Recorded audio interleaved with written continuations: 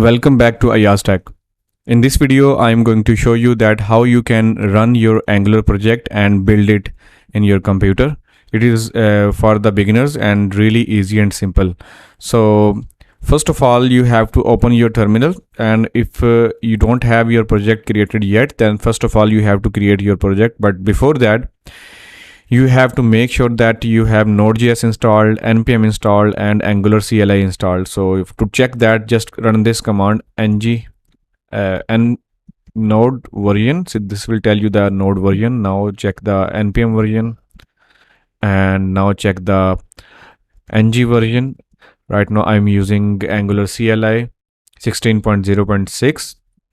so that's mean I can use the angular CLI to create a project. So now to create a project, just run this command ng generate and project name, press enter. It will actually not generate, you have to type ng new and project name.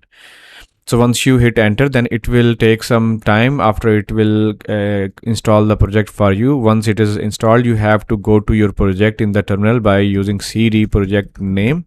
It will take you into the project folder, and then if you can open your project in the editor. So I am using VS Code, and mostly it is available in the terminal. I just type code dot, it will open the current directory in the VS Code. If it is not opening in that way, you can just open the VS Code manually and click on the file and open button. It will open the project for you. For example, just click here, file, open, and open the folder that you want to load it in here.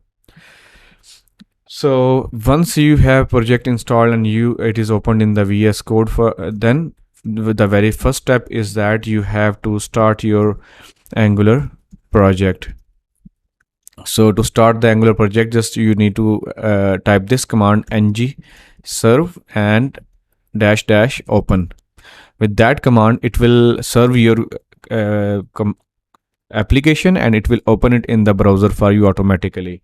So by default, it will open it will use the port 4200, but if 4200 is being used by other project, it will ask you to generate a new port. So let's see, you can see it is asking to use a different port. So I will just give it permission by typing y, press enter, and wait for some time. You can see that it has opened the project in the browser. So now you can see that project is running in the browser.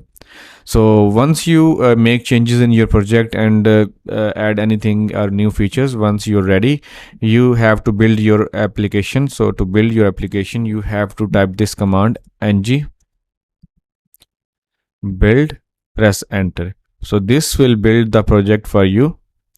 It will take some time, and after it is built, you will see a new folder in the root directory, that is a dist folder. If you open it, you will see the project name, another folder with the project name that you have, and in that you will see the built project in the plain HTML and JavaScript. You can also use different configurations as well while building the project. For example, you may have different environments like alpha environment, beta environment, and production. So you can add multiple environments. So if you open the angular.json, here you will find the build object, and in the build object you will find the configurations object. In the configurations, you may have multiple configurations. Right now by default you will find two configurations, one for production, one for development. So when you build it, you can decide if you want to build it for development or for the production. So if this is how you can define how to build for a specific configuration. For that, type ng build, type configuration, and give it at the name of the configuration, that is production. Press enter.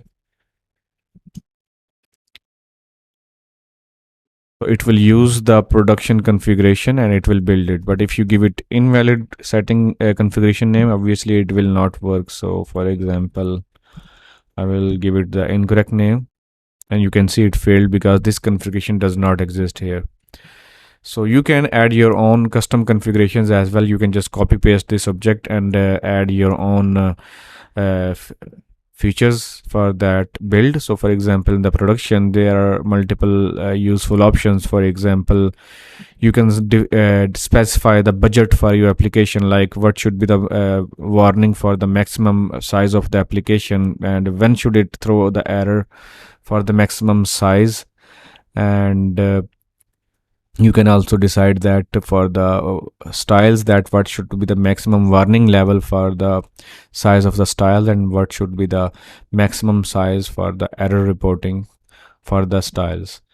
So I think I have covered everything. So I hope that this video was useful for you. If you have any questions or concerns or feedback, then please leave them in the comment section. And please don't forget to subscribe to my YouTube channel if you want to see more videos like this. Also, please hit the like and share button. Thanks for watching. See you next time.